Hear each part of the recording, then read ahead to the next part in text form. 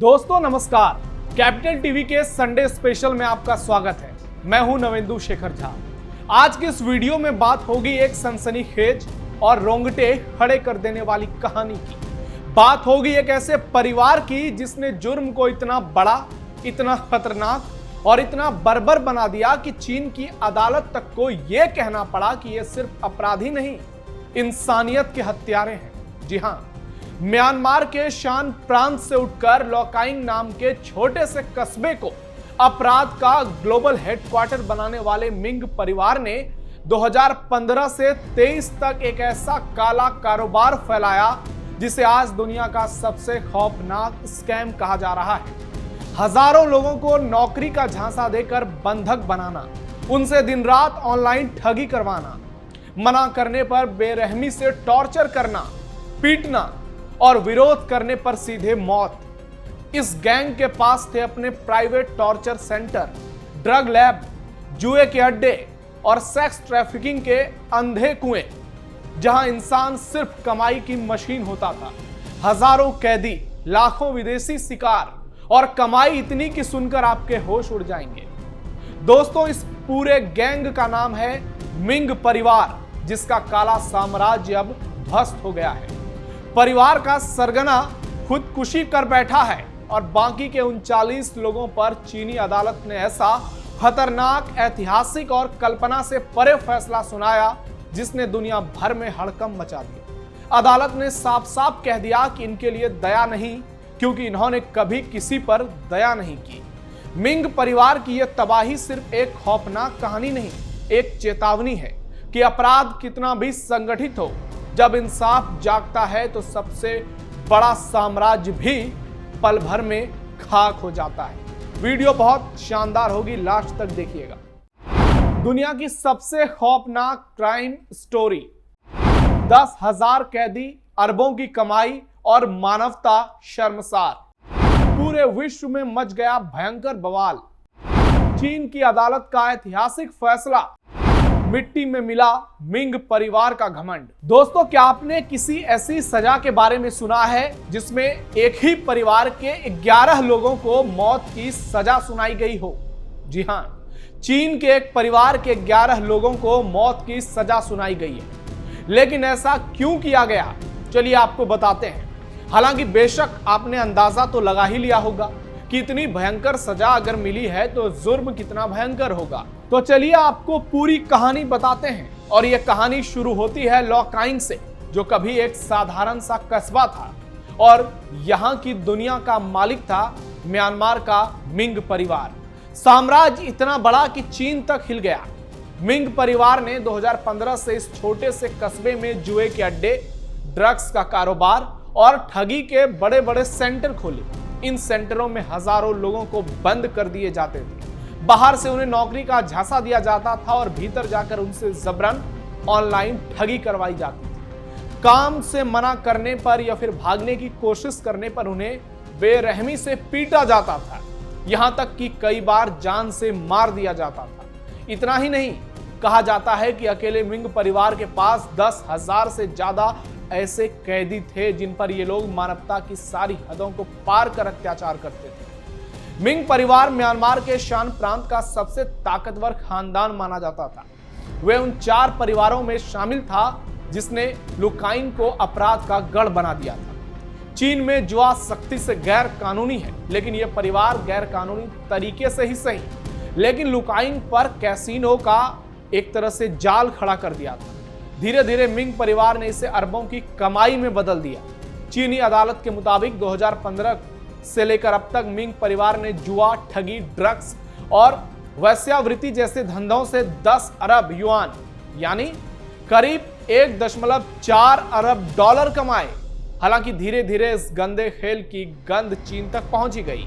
हजारों चीनी नागरिक इन ठगी गिरोहों के शिकार हो चुके थे। इसमें कई चीनी भी शामिल थे जो इस गिरोह के लिए काम करते थे। संयुक्त राष्ट्र ने तो इसे स्कैम डेमिक नाम दिया, यानी एक महामारी जैसी ठगी, जिसमें 1 लाख से ज्यादा विदेशी नागरिक फंसाए गए थे। फिर 2023 में हालात बदलने शुरू हुए। मिंग परिवार का यह काला साम्राज्य ज्यादा दिन नहीं चल पाया। 2 साल पहले म्यांमार के शान प्रांत में विद्रोही समूहों के एक ग्रुप ने सैन्य बल के खिलाफ हमला बोला और लोकाइंग पर कब्जा कर लिया। इस हमले में मिंग परिवार के मुखिया मिंग शुएचांग ने आत्महत्या कर ली।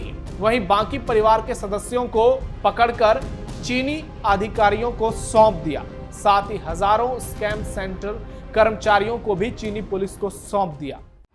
39 लोगों पर कोर्ट का ऐतिहासिक फैसला। इस काली कहानी के बाद तारीख आया 29 सितंबर 2025।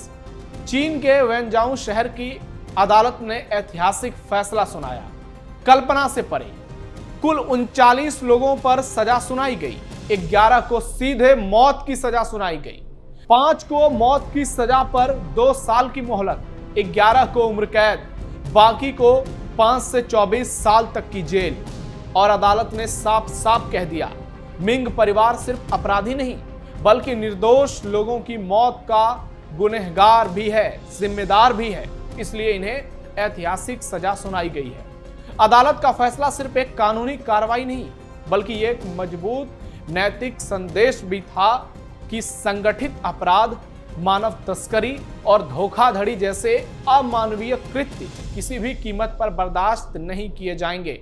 मानवीय समाज में सुनवाई के दौरान जजों ने विशेष तौर पर इस बात का उल्लेख किया कि मिंग परिवार का मकसद केवल पैसा कमाना नहीं था बल्कि उन्होंने सत्ता, भय और लालच के दम पर एक ऐसा तंत्र खड़ा किया था जो इंसानों को पूरी तरह मानसिक और शारीरिक गुलामी में झोंक देता। अदालत ने फैसले में इसे एक सामूहिक नैतिक पतन और आधुनिक दास्तान का संगठित रूप बताया। बयान में यह भी कहा गया कि इन अपराधों से सिर्फ आर्थिक नुकसान नहीं हुआ बल्कि हजारों परिवारों की जिंदगी बर्बाद हुई, जिनमें से कुछ लोग कभी अपने घर लौट ही नहीं पाए। और जजों ने यह साफ कर दिया कि इस मामले में नरमी दिखाना न केवल कानून का अपमान होगा बल्कि उन पीड़ितों के साथ भी अन्याय होगा जो सालों तक इस अंधेरे से निकलने की कोशिश में लगे रहते हैं। इस फैसले को चीन के न्यायिक इतिहास में एक रूल ऑफ लॉ की निर्णायक जीत माना जा रहा है, जो आने वाले समय में एक ऐसे अन्य अंतर्राष्ट्रीय अपराध नेटवर्क के खिलाफ कार्रवाई का रास्ता साफ करता है। कोर्ट ने यह भी स्पष्ट किया कि यह सिर्फ मिंग परिवार की सजा नहीं बल्कि उन सभी के लिए एक चेतावनी है जो सोचते हैं कि टेक्नोलॉजी और पैसे के दम पर इंसानियत को कुचला जा सकता है। दोस्तों, ऐसी कई घटना आप लगातार सुनते होंगे, आपको खबर मिलती होगी। और इसी तरह के कई गिरोह साउथ कोरिया के बगल में नॉर्थ कोरिया में एक्टिव है। जी हाँ, जहां का तानाशाह है किम जोंग उन। वहां की भी कहानी लेकर आएंगे आपके पास, लेकिन फिलहाल इसी परिवार की बात करते हैं। जीवन के हर मोड़ पर रहें सतर्क। तो दोस्तों, ये थी मिंग परिवार की वो हकीकत जो किसी फिल्मी कहानी से कम नहीं थी और ये लोग किसी बड़े विलन से कम नहीं। लेकिन अफसोस, ये सब सिनेमा नहीं, हमारी दुनिया में सच हुआ जहां आप और हम रहते हैं। सवाल ये नहीं कि उन्होंने कितना कमाया, कितनों को ठगा, कितनों को मारा। असली सवाल ये है कि आखिर कब तक ऐसे हैवान इंसान की खाल पहनकर घूमते रहेंगे? कब तक भोले भाले लोगों को नौकरी, प्यार या मौके का झांसा देकर डिजिटल गुलामी में धकेला जाता रहेगा? मिंग परिवार तो गया, लेकिन उसके जैसे हजारों, लाखों, सैकड़ों गिरोह आज भी इस दुनिया में एक्टिव हैं। कहीं चीन में, कहीं म्यांमार में, तो कहीं हमारे आपके आसपास।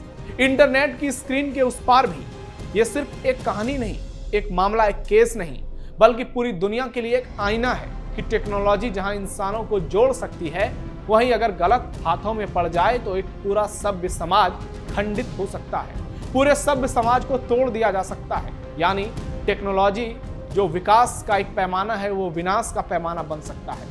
हमें भी इस कहानी से सबक लेना होगा।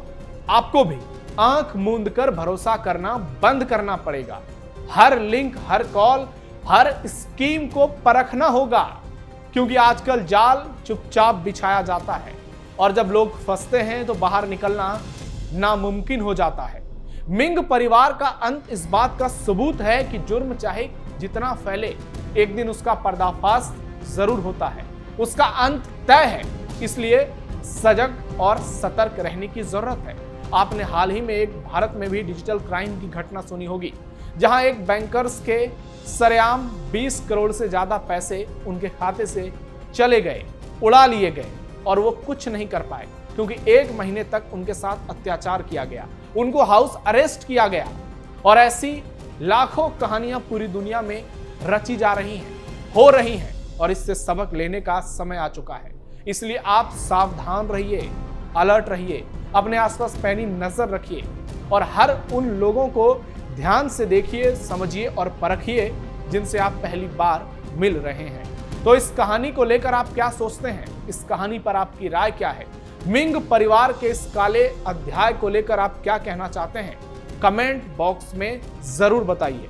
इस वीडियो को लाइक कीजिए, शेयर कीजिए और हमारे चैनल को सब्सक्राइब जरूर कीजिए। फिलहाल के लिए धन्यवाद।